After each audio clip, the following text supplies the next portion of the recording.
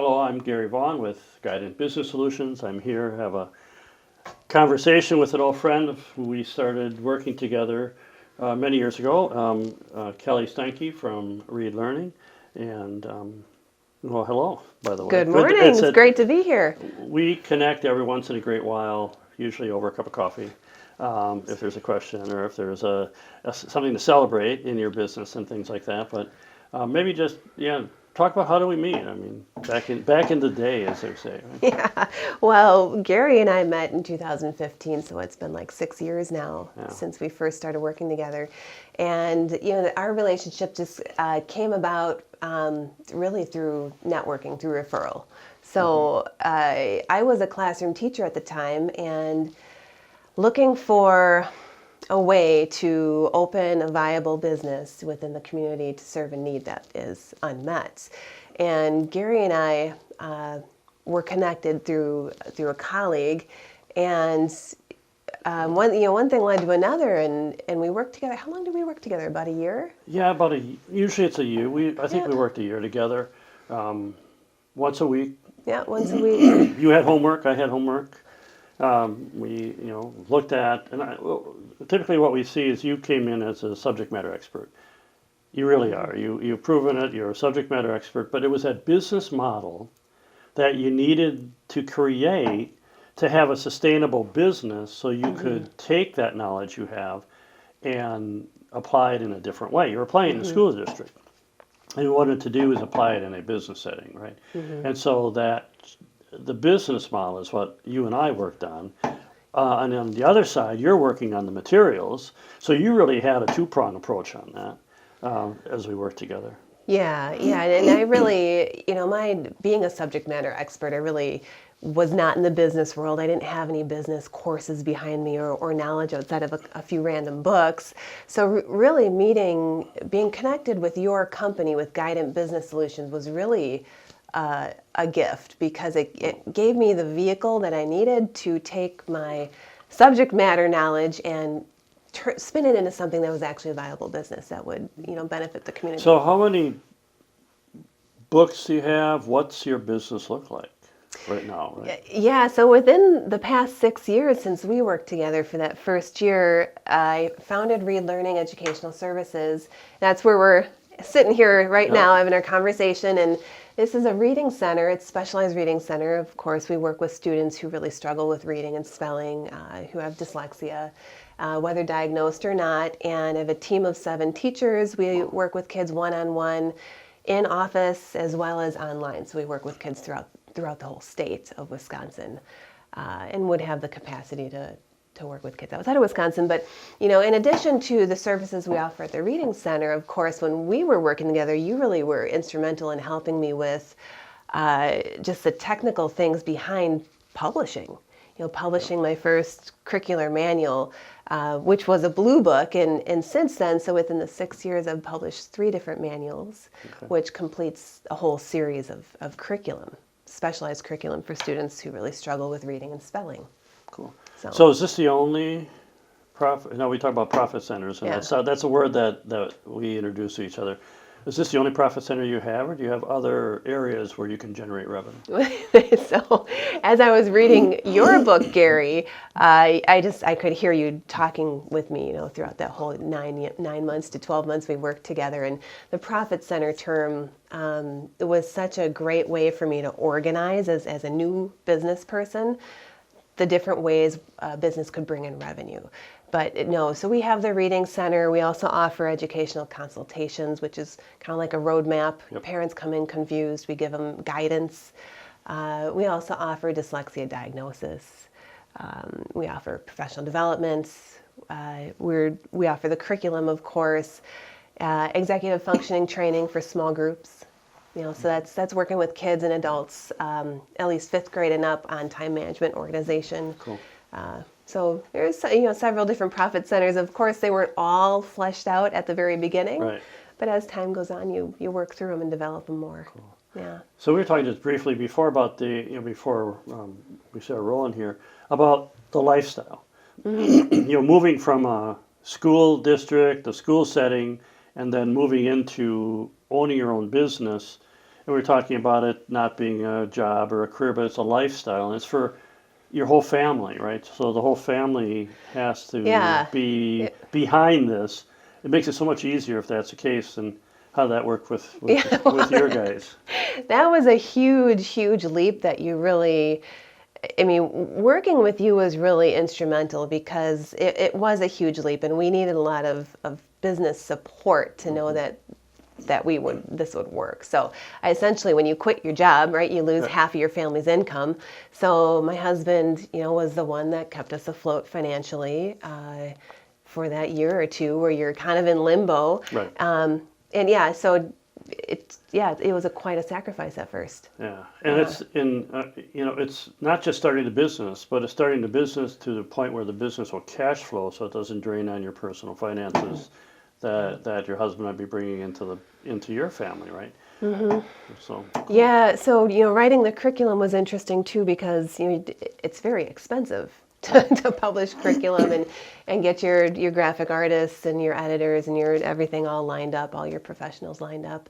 And so Read Learning, it's really been instrumental in being able to fund a project like that and not put the business into debt doing it. Yeah. So as you're working through deciding on what to do, how's that thought process? Because you've got 3 of these lessons now. Does it develop as it goes? Did you have the whole great big picture at the start? How did the evolution of the business work for you? Now you're referring to Silver Moon? To the Either curriculum? one, because the curriculum is one thing, but then you've got relearning is another thing, right? So, but they're kind of sister projects in a sense. Yeah, they really are. Well, the curriculum really did evolve into something I never expected it to. Really, I set out to make a packet of worksheets, quite honestly, and I just realized that was not doable. It wouldn't be. Teachers couldn't deliver it with good fidelity. So it evolved into a much larger project than it was. And book 1, it led into book 2, and book 2 led into book 3. And initially it was really just a very small And idea. that seems like that's the entrepreneurial personality. You're constantly improving, you're a problem solver, you see something that you can make better, so you want to jump in and make it better and go forward from there. And I think that's an important part, because without that, it's easy to give up at the beginning. It's that we talk in the book about the failure card, right? You don't put it in. It's like playing cards, and you don't have the failure card in your deck. You can't throw it on the table. You have to find a way to make it work, whether it's working perfect today or not. It might be working good enough, and then we'll make it perfect down the road as we refine it as we go forward. So. Yeah, I could hear you speaking to me in our coaching sessions as I read through some of your passages in your book. That failure card is huge, because if you're going to make the leap from one career to a different career, especially when you are a subject matter expert and you maybe don't have that business expertise to back you and give you confidence, you really do have to ditch the failure card. And I'll never forget, I got really nervous for a little while there, and I actually went and put my name in a sub pool. Okay. I thought, oh gosh, I might need some income. I might need to just sub here and there. I got the call from a school district, sub positions available, and I'll never forget listening to that message going, what am I doing? The failure card's got to go. So I didn't take any of those sub jobs, and I just kept putting my attention and energies towards the reading center and towards the curriculum, and it needed that time, and it needed that. I think that's an important part. If you would have done something like that, your time would have been split, right? Because we want to be good at whatever we do. So if we want to be good at starting the business, that's great. Excuse me. If we want to be good at being a sub, we're going to do that, right? Because you don't, I know your personality. You're going to be all in. You're going to want to do the best job you can at whatever you're doing. So you would have done that for the sub work, but then it would have taken away from the business, and it would have just taken the business, slowed it down a couple gears before you had the opportunity to take off. Now, some people, maybe that's okay with them, but I'm of the mindset that we're all in and we're just going to work our way through it. pivoting, like you had said, where if it's, okay, we're going to go this way, and if something changes, well, I'm willing to pivot and change a little bit of the business model in order to see it, grow and become more than what it was before we pivoted. So. Right. And, speaking of pivoting, that makes me think of COVID. We've gone through this pandemic with, everything in the past year and a half, 2 years, and we really had to pivot because we had online services before COVID hit. But, we took 100% of our students, 100% of our staff, got everyone trained online, everyone connected, and we sustained. We didn't lose a single student throughout all of COVID. In fact, we gained students because we're really very good at what we do. Right. But, another message I heard loud and clear in your book is, when you're first starting a business, it's seeing your business as an entity sitting in that chair across the table from you. Yeah, we actually, that's something that we do. We put an empty chair by the, on the table and say, okay, you can only do so much. I always talk about payroll. If you've got 7 people working for you right now, good for you. Yeah. Congratulations on that. The idea is if you had to make payroll for them and take it out of your personal funds, it's like, well, that would be a pretty substantial dollar amount you're paying out.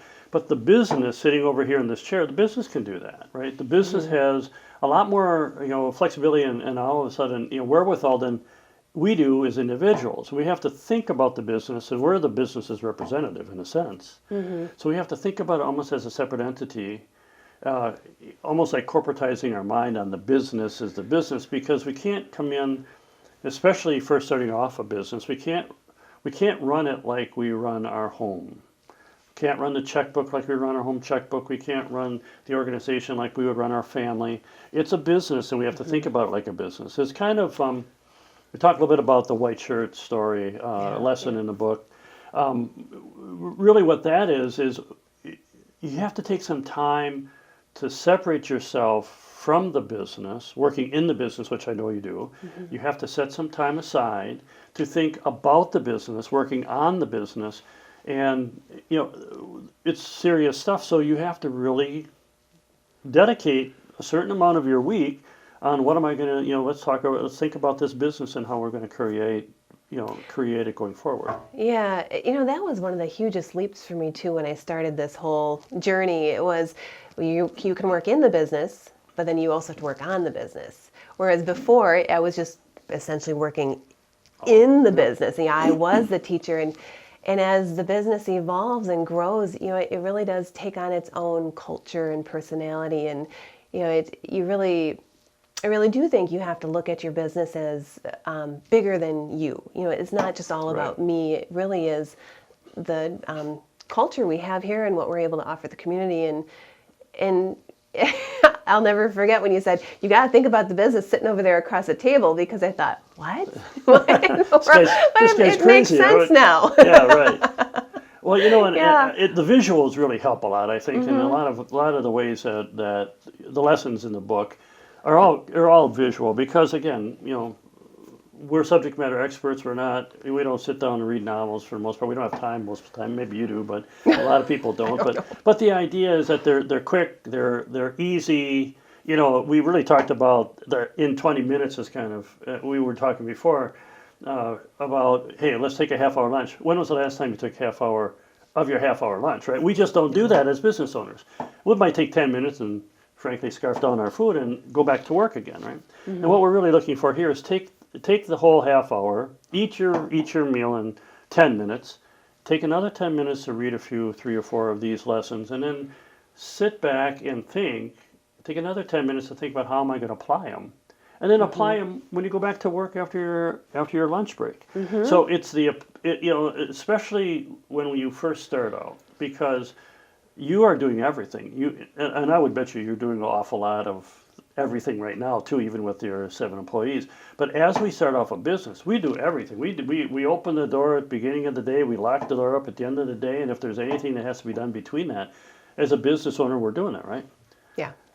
So it's true. It's busy. It's very busy. It is, and I'm trying to take some time off to think about a business while I've got all this other stuff to do. It gets tough. Especially I'm at the point where yeah, I'm doing some other roles, fulfilling some other roles. I'm teaching at actually two different universities and as an adjunct. And you go, all right, you can't ignore the business. You can't just, it does run by itself to some extent, but you really do have to make sure you dedicate time to really work on it and grow your people and just make sure you're making those people connections. Yeah.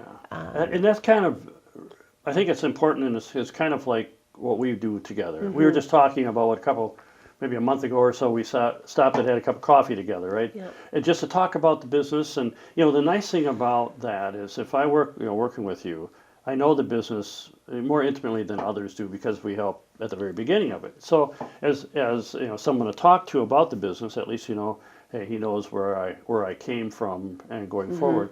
And we're talking about some of the bigger challenges today now, even after 6-7 years after you started the business, there's still challenges, right? Oh yeah, yeah. I think every business will always have challenges, no matter how well you're doing or how poorly you're doing. Right. But the challenges change, right? So as you grow, you get different challenges. And systems change too, right? You want good systems in place so that your employees feel supported, so that your families are treated equitably, and so that you're delivering the highest quality service you can possibly provide. Yeah. See, and as a business owner, basically, I see a lot of business owners as problem solvers. That's what otherwise we wouldn't be in business. We'd be working for somebody else who can solve problems. Yeah. So we're problem solvers. We see an issue, we want to change it. We see an opportunity, even the opportunity within your own company now. You want to improve it. You want to change it. So that constant improvement is important. And I think you start looking. You talked a little bit about culture and things like that. All those different lessons. We talk a little bit about each one of them in the book, but all these different lessons are important as you're going forward. The benefit, as we're talking, I think the benefit that you have versus somebody who's just picked the book up is, we were doing, we did it before you read the book. I mean, frankly, right? We were doing a lot of these lessons. Yeah, so I'm hearing you speak as I read the book because we worked together so long. Yeah. And I think that the reason that we put the book together was I don't get to work with everybody, right? Obviously, there's not enough time. The idea is giving these lessons out to people, and hopefully it helps them as they make that transition from whatever they're doing now as a subject matter expert. And frankly, that's how a lot of people start businesses. They're a subject matter expert in whatever field, whether it's I'm an auto mechanic and I'm a subject matter expert there. I'm a chiropractor or, in the professional services, whatever it might be, electrician, plumbers, I've worked with all of them. I'm a subject matter expert, but I've never run a business.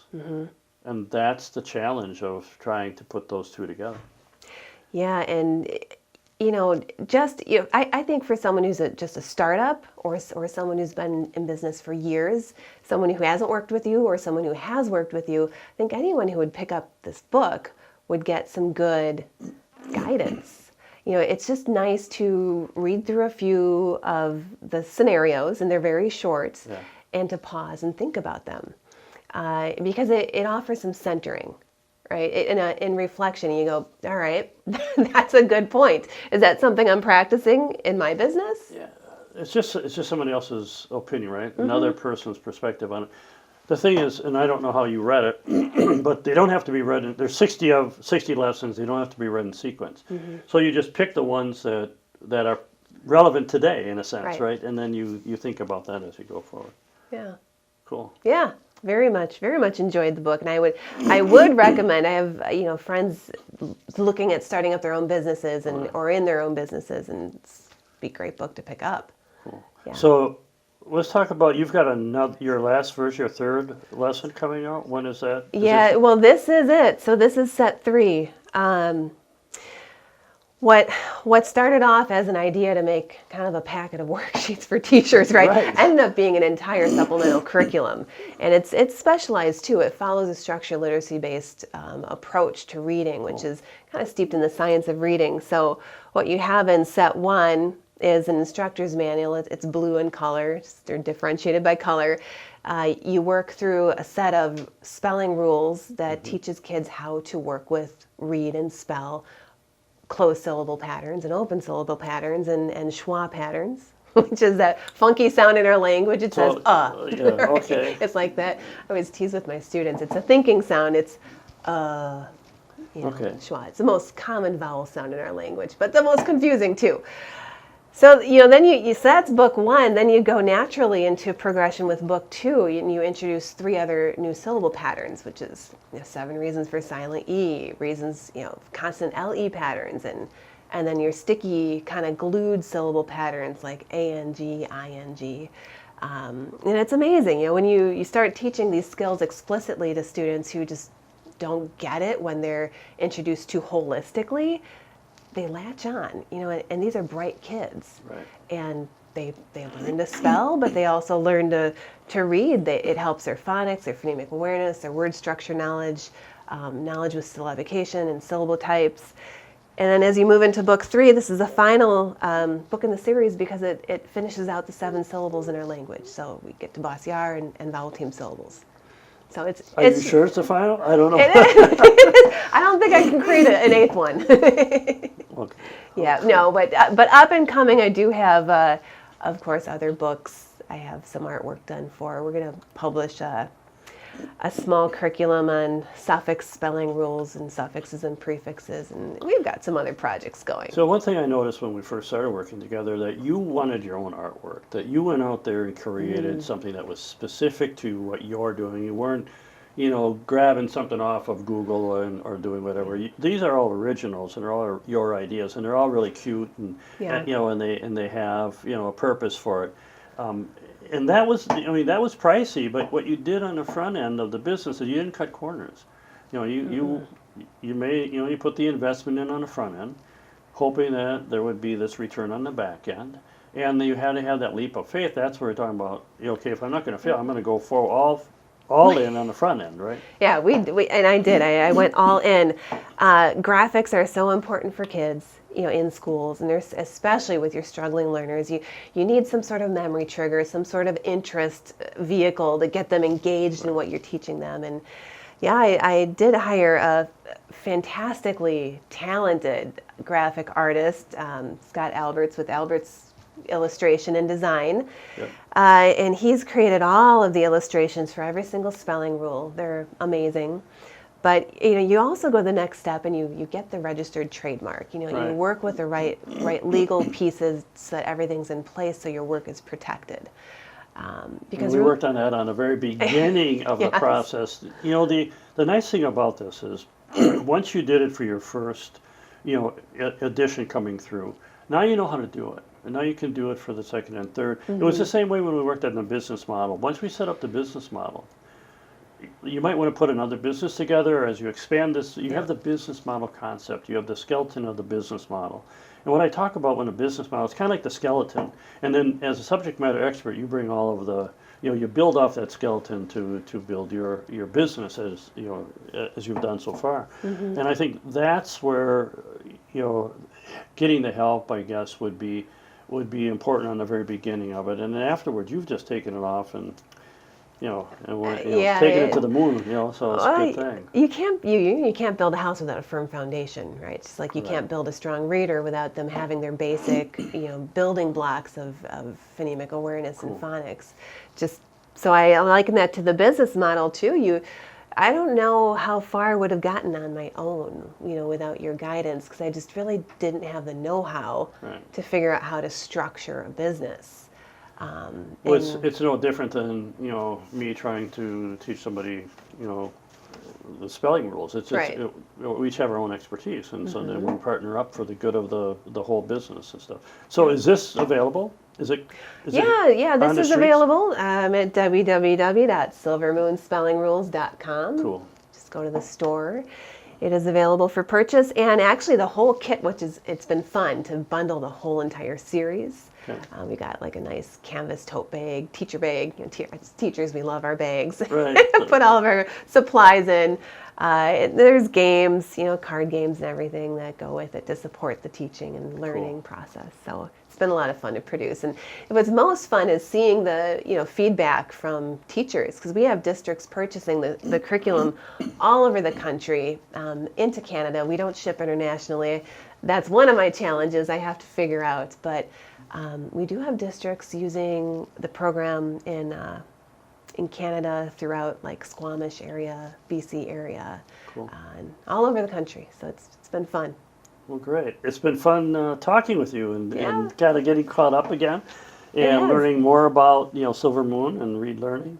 Yeah. And enjoyed it. I got such a kick out of picking up your book too, Gary. Well, actually, I won't lie. You mailed me a copy, which was wonderful because we worked together before. But it was in my shopping cart, and then it came to my door instead. So I thank you for that. No, that's it. But your book is fantastic, and I'm definitely going to buy multiple copies and hand it out to my colleagues that I have in business that are looking at opening their own business. And I've had several I've spoken to throughout the years, and I actually just had one gal contact me through email. She says, I can't thank you enough. You spoke with me a few years back, and you've inspired me to open up my own business. And she went ahead and she did it. Now she's got, And again, it's the networking. It's getting to know people in your market wherever you are, and again, there's a lot of help out there. You just got to look for it and want that. You got to want it first off and listen. Yeah. But and that you've been wonderful for that. But the idea, it's out there. So as we're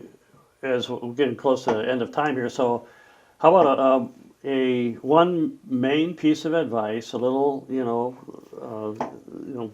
snippet of something. Yep, just something that you can give that would inspire somebody or help somebody in the future. So someone who's going into their own business, what advice do I give them?